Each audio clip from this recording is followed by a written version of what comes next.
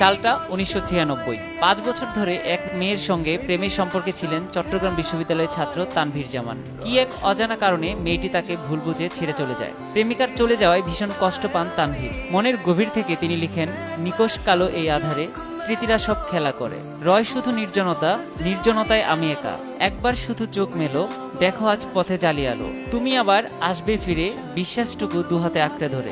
এমনই কথায় সুরারোপ করে মেয়েটিকে গানটি উৎসর্গ করে তানভীর। গানটি শোনার পর মেয়েটি যখন প্রতীক্ষার অবসান ঘটাতে তানভীরকে খুঁজতে যায়, তখন সে জানতে পারে তানভীর আত্মহত্যা করেছে। মেয়েটি নিজের ভুল বুঝতে পেরে নিজেকে দোষী ভেবে সেও আত্মহত্যা করে। ঘটনা এখানেই শেষ নয়। সে সময় মেয়েটির সঙ্গে যে ছেলেটির সম্পর্ক চলছিল, প্রেমিকার মৃত্যুর খবর শুনে সেই ছেলেও আত্মহত্যা করে।